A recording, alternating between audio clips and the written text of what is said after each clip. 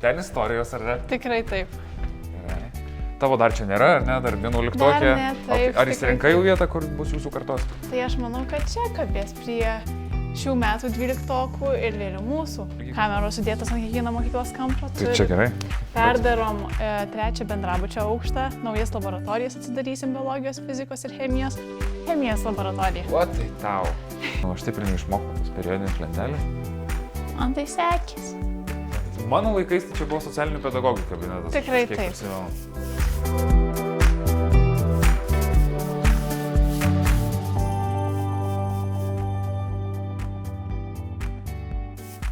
Labadiena. Tęsime savo keliones po Lazdijų rajoną ir šiandien esam Lazdijų rajono centre. Stoviu šalia savo mokyklos Lazdijų Mustiejaus Gustaičio gimnazijos ir ši laida bus ypatinga. Kalbėsime apie jauną žmogų, apie Austėją Nevulytę. Yra šios mokyklos mokinių tarybos pirmininkė.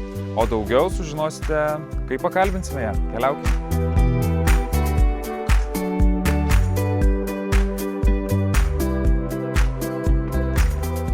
Labas, Austėja. Labas, Mantai. Kaip gyveni? Gerai, labai gerai, o kaip tu? Puikiai, žinok, kai grįžtu į mokyklą, tai visada man būna kažkoks tai nostalgiškas jausmas ir širdis dainuoja ir visą laiką stengiuosi, žinai, taip pasibūt, apžiūrėti viską. Tai kaip jūs čia gyvenat, papasakok? Labai daug kas pasikeitė? Dabar turim, kad nauja sistema įdėta, kameros sudėtos ant kiekvieno mokyklos kampo. Tai čia gerai. Perdarom 3 bendrabučio aukštą, naujas laboratorijas atsidarysim biologijos, fizikos ir chemijos. Tai iš tikrųjų keičiasi aplinka, keičiasi patalpos, viskas renovuota, darom kuo naujau, kuo interaktyviau. Turim kelias ir naujas erdvės, į kurias, manau, šiandien nusuksim. Labai gerai, aš visą laiką ateinu, tai stengiuosi pasižiūrėti, kaip pasikeitė kartos ir pasižiūrėti nuotraukas. Tai maniškė karta yra čia. Šitą mokyklą baigiau 2019 metais. Mokytojai tie patys, matyti veidai. Mokytojai nesikeičia. Jo. Šiaip girdėjau, kad 2 mokytojos naujos atėjo, ar ne? Atėjo 2 naujos mokytojos istorijos ir lietuvių. Tavo dar čia nėra, ar ne? Dar 11-okė? Dar ne, taip. Ar įsirinkai jau vietą, kur bus jūsų kartos? Tai aš manau, kad čia kabės prie šių metų 12-okų ir vėliau mūsų kartą. O tu kaip mokinių tarybos pirmininkė šitos mokyklos gali įsirinkti vietą? Aš? Tai šiaip pagal viską, tai gal ir galėčiau, bet aš manau, kad Nepiknaudžiauji padėti, ne? Taip nedarysiu, manau. Gerai, liuks. Tai dabar kabinetas mokinių tarybos, kaip ir seniau, yra tenais gale koridoriaus, ne? Pasikeitė. Pasikeitė? Anksčiau būdavo čia, o dabar buvom prieš 4 metus persikraustę, jeigu neklysiu, prieš 4 metus buvom persikraustę į 3 bendrabučio aukštą, o dabar, kadangi ten vyksta darbai remonto, tai persikraustėm į 2 bendrabučio aukštą. Einam pasižiūrėsim, man tai knieti pamatytas visas patalpas. Gerai, būtinai parodysiu. Einam čia? Einam. Gerai. Ten istorijos, ar ne? Tikrai taip. Gerai. Čia kur Audronė dėstė. Taip. Didysis ir garsusis Adolfo Ramanausko vanago kabinetas. O, gerai, gražu. Šilta kabinete. Tai kokia tavo mėgstamiausia pamoka? Šiaip labai gerai sekasi matematika. Matematika, ne? Tikslieji mokslai. Ir lietuvių gerai sekasi, bet... Kas tavo matematikos mokytoja? Regina Liškevičiūtė. Gerai. Kur dabar keliaujam? O dabar galim keliauti į mokytojų kabinetą. Nu, keliaujam. Turi prieėjimą prie mokytojų kabineto? Aišku, kad turiu. Wow, gerai. Eik, tu savo. Štai ir mokytojų kabinetas. Nu geras, mano laikais tai čia buvo socialinių pedagogų kabinetas. Tikrai aš kiek taip. prisimenu. Gerai, labai gražu. Čia jau yra mokytojų erdvė. Tikrai pilnai. taip, mokytojų naujas kabinetas. Ir viską jie čia mato. Super. Ir saulės laikrodis iš mano laikų dar likęs. Tikrai taip, dar Šiaip tikrai aš dar ne taip ir nepanaikintas. seniai baigiau tą mokyklą, tai čia tu, bet labai gražu, kad keičiasi. Vat, vis tiek, kad ir praėjo tiek nedaug metų, bet pasikeitimų daug gražių. Gerai. Galim judėti toliau? Einam, man labai įdomu, kas bus toliau. Eisim į 3 aukštą. Ir chemijos laboratorija. O tai tau. Mano laiku tokių tikrai nebuvo. Bendrai chemija man sekėsi pusėtinai. O tau kaip? Kol turėjau chemiją, sekėsi iš tikrųjų labai gerai. Kodėl nepasirinkai? Nes su medicina ateitis nesijėsi. Nesijai, ne? Tu esi mokinių tarybos pirmininkė, kaip ir užsiminiau prieš tai. Kaip tu ten sekasi, ką jūs ten veikėt? Tai taip, esu mokinių tarybos pirmininkė ir mokinių taryba, kaip aš vadinu, tai ne tik aktyvūs linksmi ir kūrybingi žmonės, bet mes esam didelė ir labai vieninga šeima. Tai iš tikrųjų esame įsikėlę tikslą, kad mokykloje mokinys eitų į gimnaziją ne tik tai todėl, kad reikia pamokose sėdėti ir namų darbus ruošti ir mokintis, bet kad jisai turėtų prisiminimą, kad mokykloje buvo smagu. Stengiamės sukurti aplinką tokią, kad jaunimui būtų smagu čia būti. Ir iš tikrųjų organizuojame įvairius renginius. Minime Lietuvai ir gimnazijai svarbės datas. Aišku, vykdome ir akcijas, tokias kaip gelbėkime vaikus, padedame rinkti pinigus. Esame ir organizavę Ukrainos kariams labdarą. Stengiamės sukurti tokią aplinką, kad jaunam žmogui čia būtų smagu mokytis. Kiek yra mokinių tarybai? Ir yra 2 mokinių tarybos, ar ne? Yra Tikrai taip. Bent mūsų laikais buvo ta jaunoji ir vyresniųjų. Tai šiuo metu mokinių taryboje turime 12 narių, 4 iš jų jau yra 12-okai, tai kaip ir po vasario po šimtadienio mes juos kaip ir atleidome nuo pareigų, o dabar prisėmėme 9 savanorius, ir taip pat yra mažoji mokinių taryba. Tai ten turime didelę ir gausią mokinių tarybą ir tikrai didelį ir skirtingų mokinių ratą. O kaip tu pati tapai pirmininkė? Kaip vyksta rinkimai kažkokie buvo, tave paskyrė? Tai buvęs pirmininkas norėjo atsisakyti savo pareigų ir teko daryti rinkimus. Ir supratau, kad noriu išbandyti šias pareigas ir kažkaip savo pačiu noru, kaip ir patikiau savo kandidatūrą ir mane išrinko mokinių tarybos pirmininkė. Ir iš tikrųjų labai džiaugiuosi šitų sprendimų, nes galimai ateityje galėsiu sieti savo karjerą su tuo. Ir tikrai taip ugdo mano kaip asmenybė. Eina savo, man taip sunku buvo ta chemija. Aš nežinau, aš taip ir neišmokau tas periodinės lentelės. Man tai sekėsi.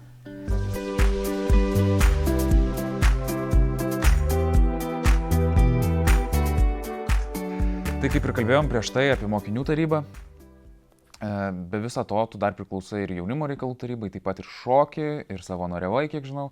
Tu man paaiškink, ar mokslam laiko lieka ir jeigu lieka, tai o sau pasilieki dar kažkiek laiko? Aš buvau nuo mažens priversta mokinti susiplanuoti savo laiką, nes po mokyklos iš karto tekdavo važiuoti į šokių treniruotes Alytuje, o vėliau grįžus dar į Lazdijus eidavau į aerobinės gimnastikos treniruotės, o tik tada grįžus namo sėsdavau prie pamokų ruošti namų darbą. Tokiu pačiu tempu gyvenu ir dabar, ir kiekvieną vakarą mėgstu atsisėsti ir susiplanuoti ateinančios dienos ar net kelių dienų darbus, kad visur suspėčiau ir būčiau laiku. Tai tik tai laiko planavimo dėka aš visur suspėju ir visur sugebu sudalyvauti, kur noriu.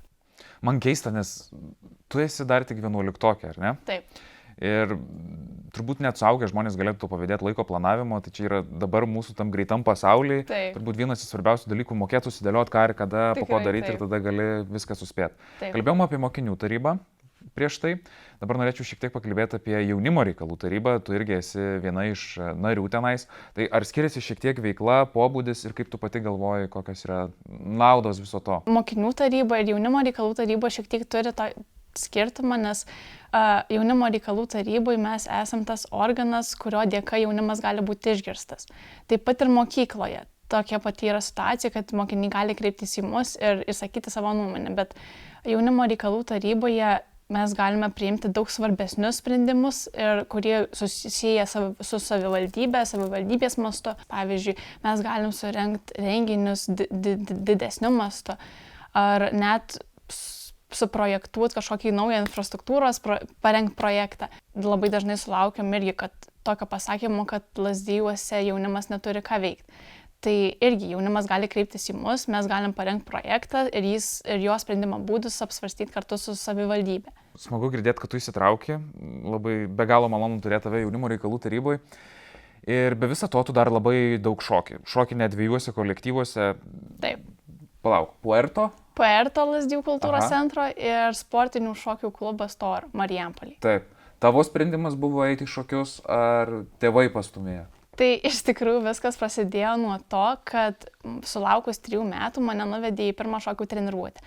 Ir trenerė pasakė, kad aš dar esu šiek tiek per maža tam ir pasiūlė sugrįžti po metų. 4 metų mane vėl nuvedė į treniruotę ir trenerė pastebėjo, kad man yra lemta šokti.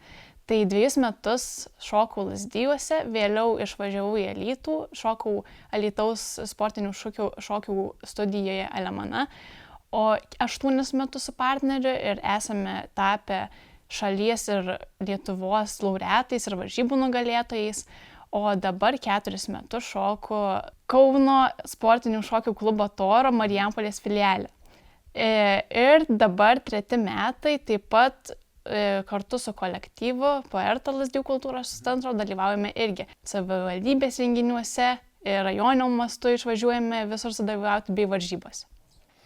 Gerai, tu prieš tai buvai užsiminus apie tokį įvykį, aš niekad nebuvau apie tai pagalvojęs, kad pavyzdžiui būna ten skirimaisi tarp porų, ar ne, tarp šokėjų porų. Taip.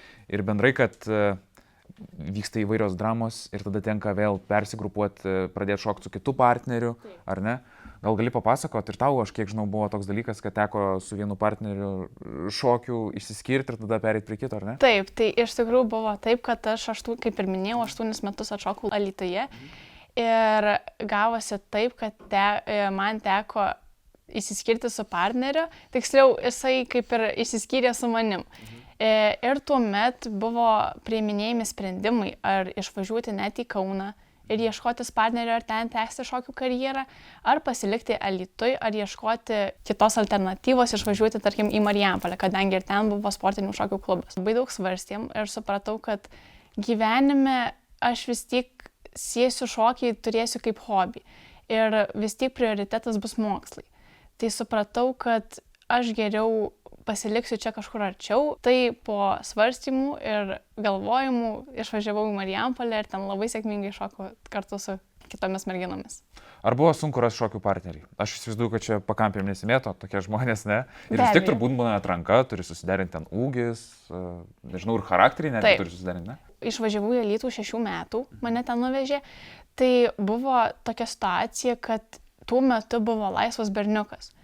Ir atvažiavus, pamačius treneriams mano sugebėjimus, mane pastatė su partneriu šokti. Ir gavosi taip, kad niekada mūsų neįskyrė. Ir taip sėkmingai 8 metus atšokom kartu. Supratau. Kalbėjai apie mokslus ir kad turbūt svarbiausias dalykas vis tiek be visų šokių, be visų kitų dalykų lieka mokslai. Taip. Esminis dalykas, ką tu planuoji ateityje. Tai vat, įdomu, ateities planai. Jau esi 11-okė, kiti metai jau yra pasirinkimo metas, egzaminai. Tai ką veiksi? Iš tikrųjų neturiu dar jokio plano, bet žinau, su kokiamis sritimis savo ateities tikrai nesiesiu, tai tas tikrai palengvina apsisprendimą. Vis tiek yra turbūt tėvų įtaka kažkokia. Tėvai vis tiek turbūt stumia į kažkokią tai sritį, ar ne? Linki geriausia ir stumia į kažkokią tai sritį ir pačios kažkoks tai noras. Tai vis tiek turi nemažai ir vadybinių sugebėjimų, kadangi esi ir mokinių tarybos pirmininkė, ir planuoji laiką, ir renginius organizuoji. Tai yra kelios sritys. Tai į kur labiau linksti? Ar kažkas, nežinau, galbūt su verslu, ar galbūt ekonomika? Šiuo metu esu apsistojusi su ta mintim, kad gal norėčiau krypti į jaunimo sritį, nes iš tikrųjų patinka darbas mokinių tarybos veikla ir jaunimo reikalų tarybos veikla, tai iš tikrųjų man patinka ir organizuoti, ir ta organizacinė, ir tokio vadovo pareiga, tai gali būti, kad galiu ir ten atsidurti ateityje. Šiandien turim puikią progą pabendrauti su tokiu iniciatyviu jaunu žmogumi, tai aš noriu šiek tiek pakalbėti ir apie patį jaunimą, koks jis yra dabar. Kaip sekasi mūsų jaunimui? Ar visi tokie iniciatyvūs kaip tu? Ar visi įsitraukia tas veiklas ir mokinių tarybos, ir jaunimo reikalų tarybos veiklas? Ar yra ir tokio jaunimo, kuris nelabai dabar nori kažkur įsitraukti ir kažką veikti? Tai šiais laikais esu pastebėjus, kad jaunimas iš tikrųjų Lazdijus yra tikrai aktyvus, nes turi ir ne vieną užklasinę veiklą, kurią myli. Ir tikrai dauguma nesėdi namuose ir nenuobodžiauja. Aišku, yra ir tokių žmonių, kurie amžinai skundžiasi veiklos neturėjimu. Bet dauguma jaunimo tikrai yra veiklus. Bet irgi tas veiklos neturėjimas. Yra galimybės tą sukurti. Yra jaunimo reikalų taryba, yra jaunimo reikalų koordinatorė, pas kuriuos tuos žmonės galima kreiptis ir nežinau, siūlyti savo idėjas, jas bandyti įgyvendinti. Tai aš manau, kad šiom dienom pas mus Lazdijų jaunimas yra tikrai veiklus ir aktyvus. Gerai, labai gražiai šnekam, viskas yra liuks gerai. O kaip dabar apie problemas? Žinom, kad jaunimo tarpe yra paplitus ir psichoaktyvių medžiagų vartojimo problemos, visokios kitokios problemos, tai ar susidurėt, ar pati tu susiduri su šitom problemom? Vis tiek, kaip ir esi pirmininkė, turi sužiūrėti daug dalykų ir vienas iš dalykų turbūt irgi yra situacija mokykloje. Kaip sekasi? Ir apskritai net ne mokykloje, bet ir rajono mastu. Tai pas mus mokykloje dabar yra kaip ir įdiegta nauja sistema, kad kiekvienam tualete yra įdėti dūmų detektoriai. Ir mokykloje tikrai tas vartojimas yra sumažėjęs.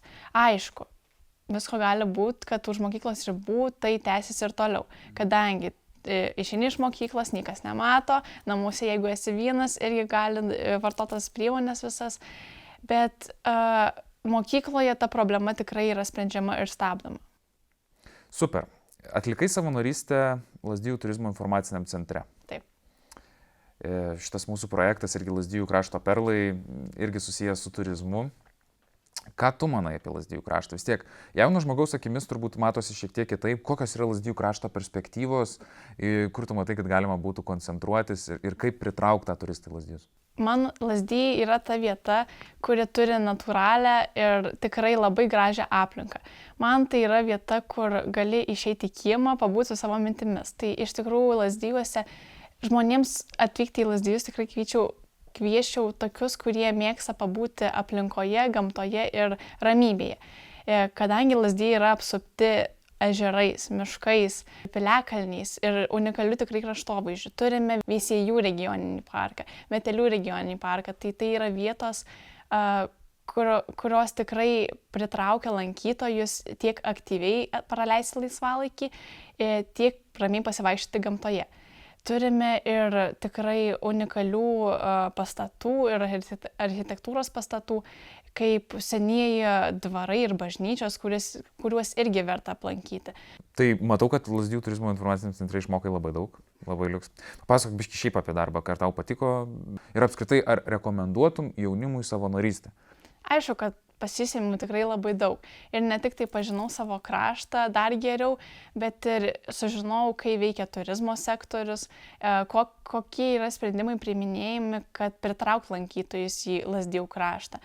Tai iš tikrųjų savanoriaut man labai patiko ir tai buvo tikrai labai naudinga. Savanorystės metu daugiausiai prisidėjau prie socialinėse medijose turinio kūrimo. Taip pat irgi susipažinau su kraštovaizdžiu, sužinau apie tuos pačius minėtus pėsčiųjų takus ir dviračių takus, bei vandens transportą baidarėmis, kuris irgi yra populiarus Lazdijų krašte. Tikrai rekomenduočiau kiekvienam jaunam žmogui savanoriaut, kadangi turim tokią galimybę Lazdijuose, kad jaunimas turi tikrai platų pasirinkimą savanorystės įstaigų, tai tikrai puikia galimybė augti ir tobulėti. O dabar palauk su savanoriavimu, ar ne? Tai ten gauni kažkokių papildomų balų paskui stojant, ar ne? Tikrai taip. Tai po savanorystės mes savanoriai gauname 1/4 balą. Tai yra tikrai dar vienas pliusas, ne tik tai pačiam tobulėti, bet ir pakelti balą, kadangi vis tiek kiekvienam yra tikrai tai svarbu ir jeigu tik yra galimybė, tai yra puikia proga tą padaryti. Be visų šitų oficialių tavo pareigų ir veiklų, hobių kažkokių turi, kur hobiai tik tau? Aišku, kad turiu.